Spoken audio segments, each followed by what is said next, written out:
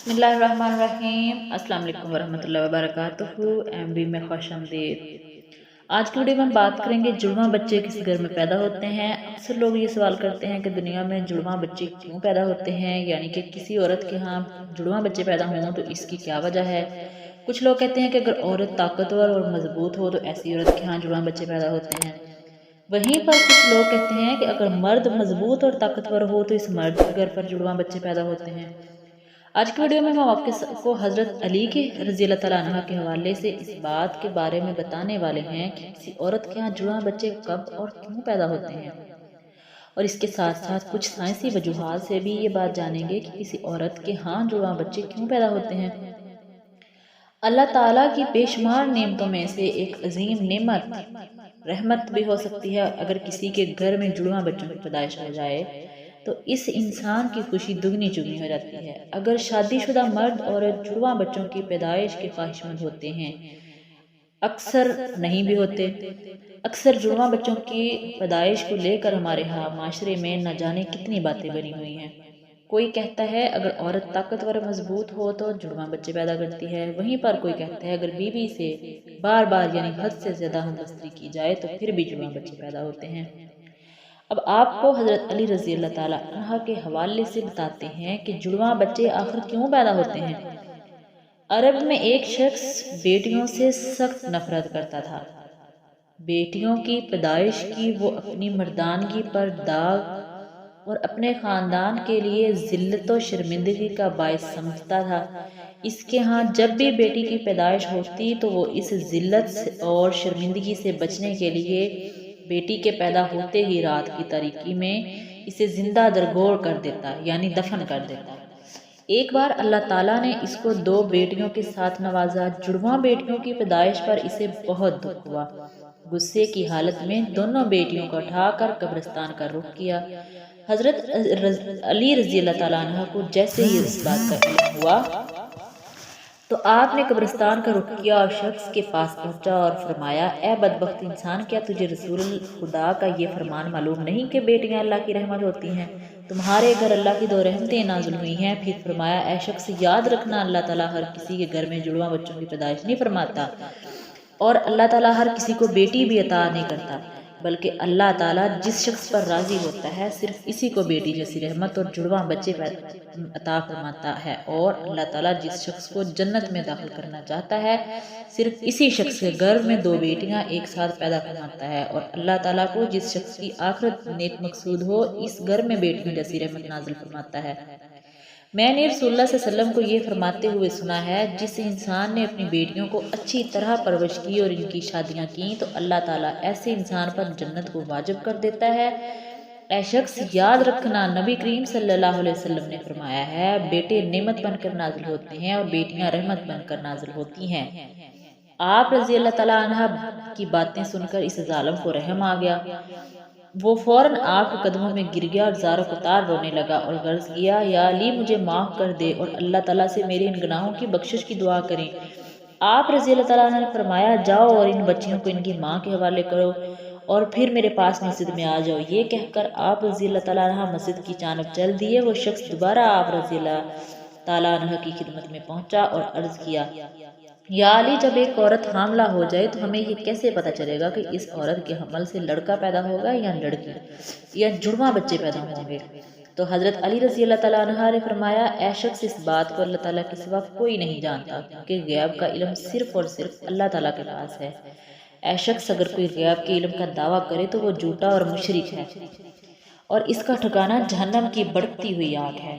اس کے بعد آپ رضی اللہ تعالیٰ عنہ نے فرمایا، میں تمہیں ایک نشانی بتاتا ہوں جس سے تم پتہ لگا سکتے ہو کہ اس عورت کے ہاں لڑکا پیدا ہوگا یا لڑکی، یا پھر جڑواں بچے پیدا ہوں گے۔ اے شخص، یاد رکھنا، جب کوئی مرد اپنی عورت کے قریب جائے اور اس بستری کرنے لگے تو وہ دیکھ لے کہ اگر مرد کی منی عورت کی منی پر غالب آ جائے تو سمجھ لینا کہ اس حمل سے لڑکا پیدا ہوگا، اور اگر عورت کی منی مرد کی منی پر غالب آ جائے تو لڑکی پیدا ہوگی، اور اگر مرد اور عورت دونوں کی منی ایک دوسرے کے سامنے آ جائیں تو جڑواں بچے پیدا ہوں گے۔ اے شخص، اللہ تعالیٰ نے اس پوری کائنات کے اندر 80,000 مخلوق پیدا فرمائی ہے، اس میں سے 20,000 مخلوقات صرف وہ ہیں جو صرف پانی میں رہتی ہیں، یعنی دریاؤں اور سمندروں میں۔ اے شخص، یاد رکھنا اللہ تعالیٰ نے تمام مخلوقات کو جوڑوں کی شکل میں پیدا کیا ہے، یعنی نر اور مادہ کو پیدا فرمایا ہے، اور دونوں جوڑوں میں اولاد کی محبت ڈال دی ہے تاکہ قیامت تک ان کی نسل باقی رہے۔ اور دوسری اسی 80,000 مخلوقات میں سے ایک مخلوق اللہ تعالیٰ نے ایسی بنائی ہے جو زمین پر رہتی ہے، جو کہ انسان ہے، اور اللہ تعالیٰ نے انسانوں کے اندر بھی نر اور مادہ کو پیدا فرمایا۔ اس پوری کائنات میں صرف اور صرف اللہ تعالیٰ کی ذات ہے، جس کا نہ تو کوئی باپ ہے اور نہ ہی اس کی کوئی اولاد ہے، اور اس کا کوئی ہمسر نہیں۔ کائنات کی تمام مخلوقات کا صرف وہی خالق، وہی رازق ہے۔ اللہ تعالیٰ فرماتا ہے، غیب کا علم صرف میرے پاس ہے، یہ میں ہی جانتا ہوں کہ عورت کے پیٹ میں ہونے والا بچہ لڑکا ہے یا لڑکی۔ میں جسے چاہتا ہوں بیٹا عطا کرتا ہوں، اور جسے چاہتا ہوں بیٹی عطا کرتا ہوں، اور جسے چاہوں جڑواں بچے پیدا کرتا ہوں، اور جسے چاہوں اولاد جیسی نعمت سے محروم رکھتا ہوں، یعنی کہ بانجھ بنا دیتا ہوں۔ مسجد میں موجود تمام لوگ یہ منظر دیکھ رہے تھے کہ اتنے میں ایک شخص کھڑا ہوا اور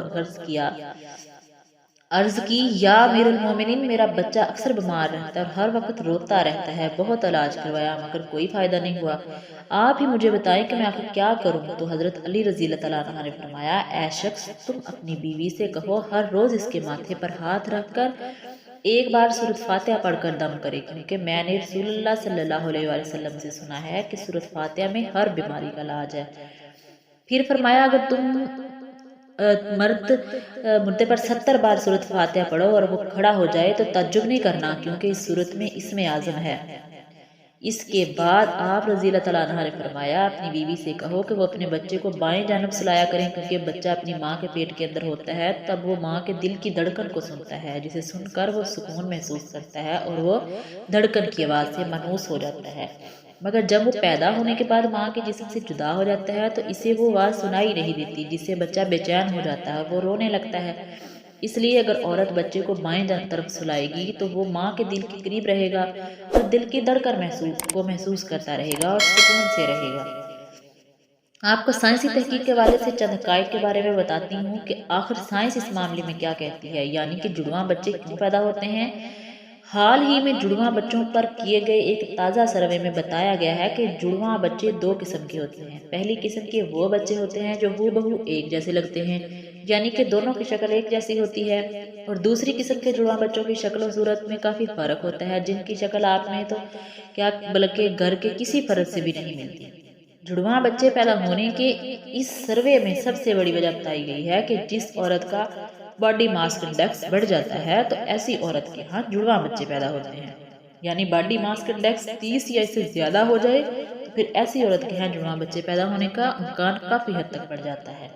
دوسری وجہ اس سروے میں یہ بتائی گئی ہے کہ اگر کسی فیملی کا ہسٹری میں جڑواں بچوں کی پیدائش ہوتی ہے تو اگلی نسل میں جڑواں بچے پیدا ہونے کا امکان 60% تک بڑھ جاتا ہے۔ اس سروے میں جڑواں بچے پیدا ہونے کی تیسری وجہ جو بتائی گئی ہے وہ ہے عمر رسید کی، یعنی عمر کا زیادہ ہو جانا۔ سائنس کہتی ہے اگر ماں کی عمر 30 سال سے زیادہ ہو تو اس کے حمل ٹھہرنے کی صورت میں بھی جڑواں بچوں کی پیدائش کے امکانات بڑھ جاتے ہیں۔